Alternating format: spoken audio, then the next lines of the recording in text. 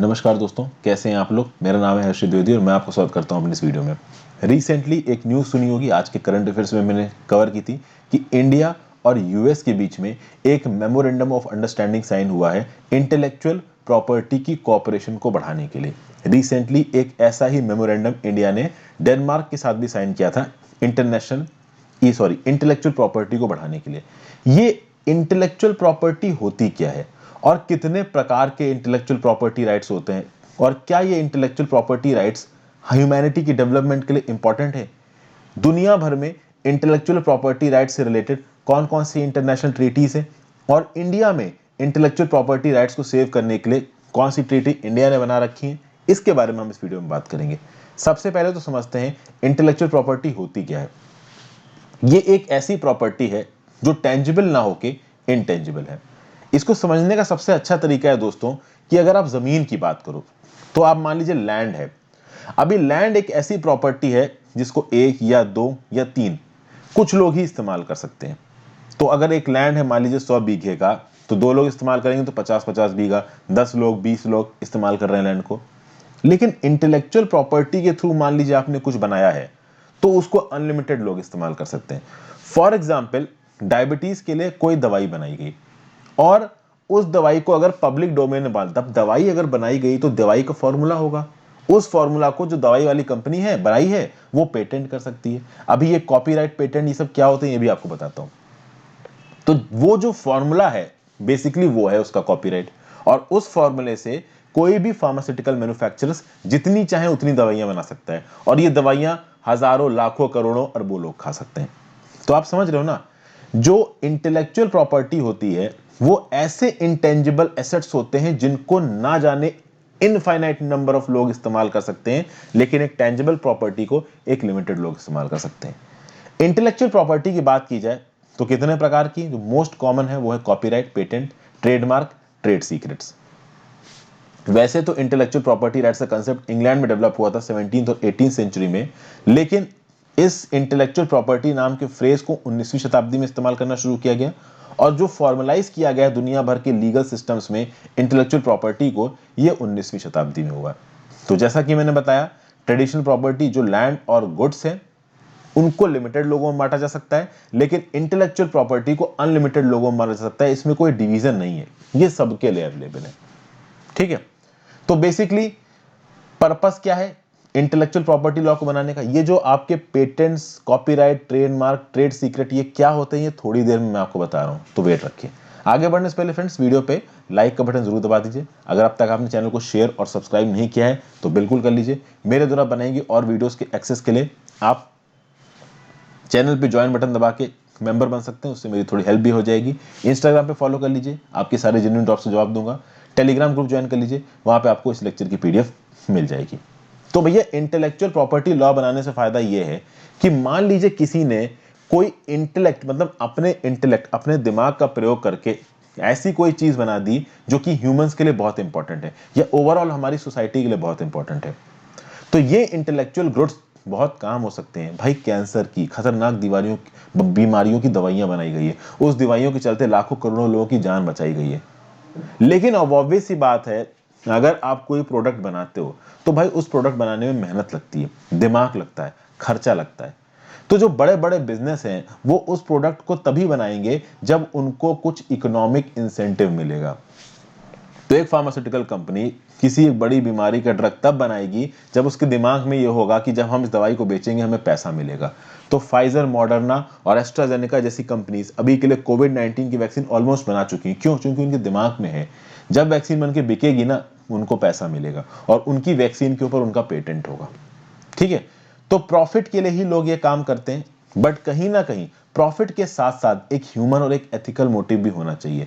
Intellectual property के चलते आपने जो चीज बनाई है वो ह्यूमन बेनिफिट के लिए एक बड़े स्केल पे यूज की जा सके, ग्लोबल बाउंड्रीज पे ध्यान ना देते हुए, ये बहुत ज्यादा जरूरी है। लेकिन इनोवेटर्स को भी इंकरेजमेंट देना जरूरी है, इनोवेटर्स को भी फायदा देना जरूरी है। इसलिए इंटेलेक्चुअल प्रॉपर्टी का लॉ होना जरूरी है, ताकि अगर कोई इंटेलेक्चुअल प्रॉपर्टी बन रही है तो भाई जिसने उसको बनाया है उसको फायदे मिले। अब इसमें patent, copyright, industrial design rights, trademarks, plant variety rights, trade dress, geographical indications, ये सब चीजें आती हैं। तो ये patent, trademark, industrial design, utility model, service marks, trade names, geographical indications, ये क्या होता है, इनको हम लोग एक एक करके देखेंगे। पेटेंट क्या है दोस्तों, कि देखिए, a patent is a form of right granted by the government to an inventor or their successor in title, giving the owner the right to exclude others from making, using, selling, offering to sell, and importing an innovation for a limited period of time in exchange for the public disclosure of the invention. An invention is a solution to specific technological problem which may be a product or a process and generally has to fulfill main requirements. देखिए, पूरा पढ़ने की जरूरत नहीं, simple तरीके समझिए। मान लीजिए किसी एक कंपनी ने कैंसर की वैक्सीन बनाई, तो उस कैंसर की वैक्सीन को उस कंपनी ने डेवलप किया। अब उस कैंसर की वैक्सीन को अगर उस कंपनी ने डेवलप किया है, तो उस कैंसर की वैक्सीन का फॉर्मूला अगर बाकी फार्मास्यूटिकल कंपनीज को मिल जाता है, तो वो भी उस फॉर्मूले से उस वैक्सीन को बना के बेचने लगेंगे, पैसा कमाने लगेंगे। जिस कंपनी ने उस वैक्सीन को बनाया है, वो कंपनी बोलेगी ना कि भाई हमने इतनी मेहनत की है, हमने बिलियंस ऑफ डॉलर्स खत्म किए, वैक्सीन बनाई, इसका फायदा हमें मिलना चाहिए। तो वो पेटेंट करा लेगा अपनी वैक्सीन को। और पेटेंट कराने का मतलब क्या है कि कुछ समय के लिए उस वैक्सीन को बनाने वाला जो फॉर्मूला है, उस फॉर्मूला का इस्तेमाल केवल वो कंपनी कर सकती है जिस कंपनी ने उस वैक्सीन को बनाया है। तो ये होता है पेटेंट, कि अगर किसी ने कोई इनोवेशन किया तो कुछ समय के लिए उस इनोवेशन को प्रयोग करके मार्केट में उतारने की ताकत केवल उस कंपनी में। अब ऑब्वियस सी बात है, वो कंपनी सिर्फ अपने लिए थोड़ा प्रयोग करेगी। अरे भाई, वो कंपनी तो वो दवाई बना के लोगों को बेच रही है और लोगों से ज्यादा पैसा ले रही है। अभी कभी कभी क्या होता है ना, कि जो बड़े बड़े कॉर्पोरेट्स होते हैं ना, बहुत महंगी दवाई बेचते हैं। जैसे मान लीजिए कैंसर की कोई दवाई बनी यूएसए में, अब यूएसए की वो कंपनी आके उस दवाई को मान लीजिए एक टैबलेट $20 की बेच रही है। $20 लगभग 1500 रुपए हो गया, ठीक है, 1500 नहीं, सॉरी, 15,000 रुपए हो गया। ओके, 1500 रुपए हुआ, आई एम सॉरी, गलती कर रहा हूं जल्दी जल्दी में। तो $20 1500 रुपए हो गया। मान लीजिए एक गोली उस कैंसर की दवाई की 1500 रुपए की मिल रही, मान लीजिए।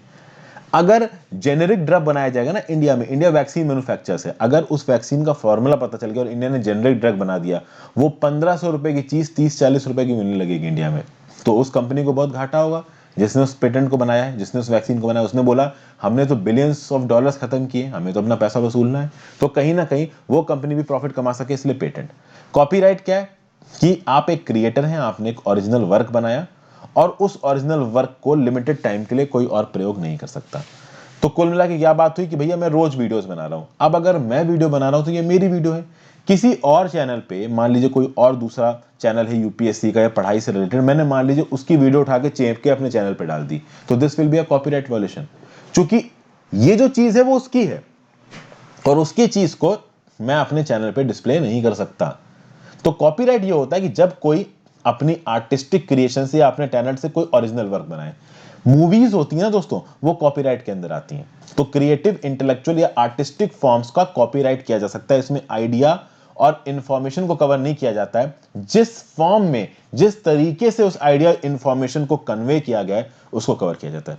तो एक पिक्चर में एक स्टोरी लाइन है, तो वो पिक्चर जिस तरीके से आपके सामने पेश की जा रही, मान लीजिए गजनी मूवी है, तो अब देखिए, Ghajini movie south Indian movie की रीमेक है, सिंपल। लेकिन साउथ इंडियन मूवी की जो कहानी थी वो गजनी मूवी में कॉपी हो गई।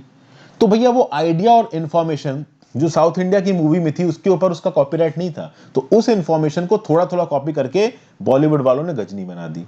लेकिन अगर, तो जो पहले साउथ इंडियन मूवी बनी थी, अगर वैसी की वैसी चेप के बॉलीवुड वाले दिखा देते हैं तो वो कॉपीराइट वायलेशन होता। लेकिन बॉलीवुड वालों ने उस स्टोरी लाइन को कॉपी करके एक नई गजनी बना दी, आमिर खान और आसिम को एक्टर्स लग के, तो वो कॉपीराइट वायलेशन नहीं है। समझ गए कॉपीराइट क्या हो रहा है? अभी गजनी मूवी को उठा के मैं अगर अपने चैनल पर डाल के आपको दिखाने लगूं तो this is basically copyright violation, क्योंकि वो उनका प्रोडक्शन है, वो मैं नहीं दिखा सकता।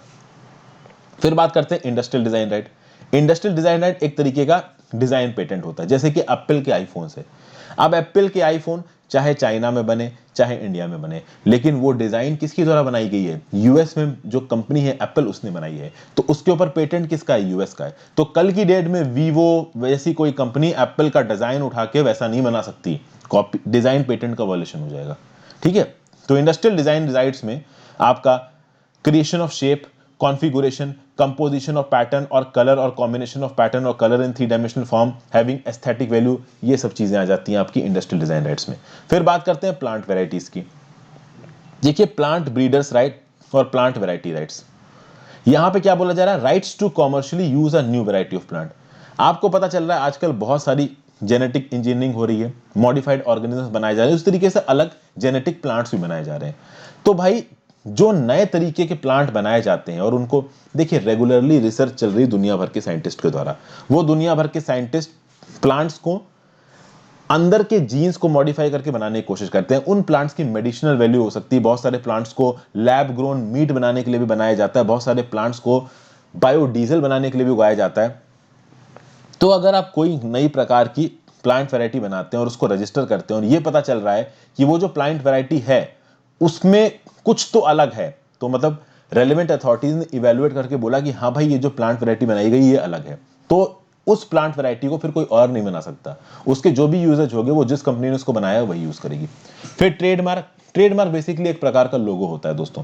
तो एक ऐसा साइन, डिजाइन या एक्सप्रेशन जिसको कहीं और इस्तेमाल नहीं किया जा सकता। जैसे एप्पल आईफोन का जो लोगो होता है ना एप्पल आईफोन के पीछे, वो उसका ट्रेडमार्क है।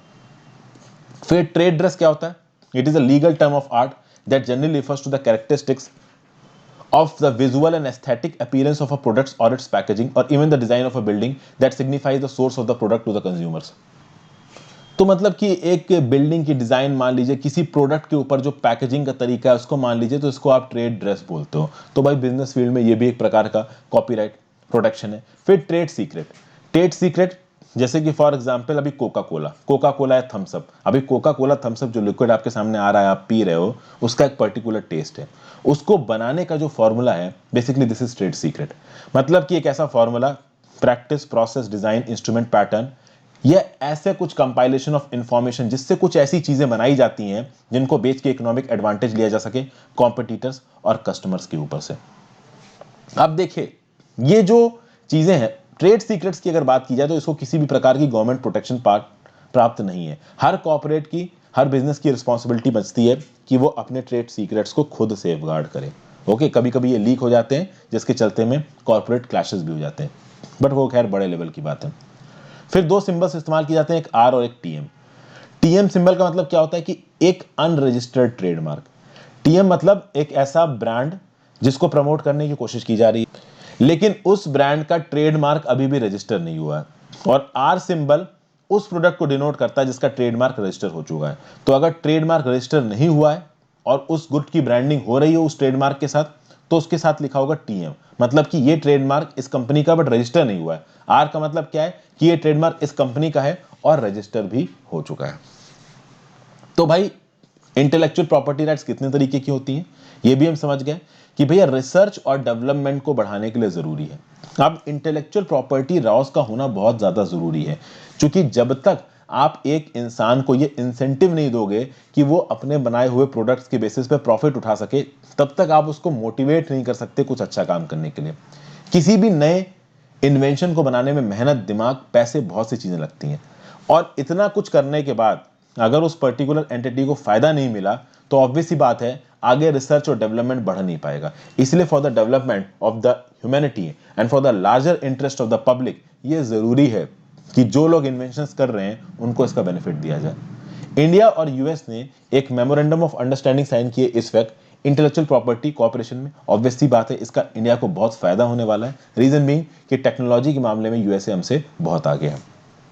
एग्रीमेंट साइन हुआ है कॉमर्स मिनिस्ट्री के department for promotion of industry and internal trade और यूनाइटेड स्टेट्स के पेटेंट एंड ट्रेडमार्क ऑफिस के बीच में, ताकि दोनों कंट्रीज के बीच में इंटेलेक्चुअल प्रॉपर्टी की कॉपरेशन को बढ़ाया जा सके।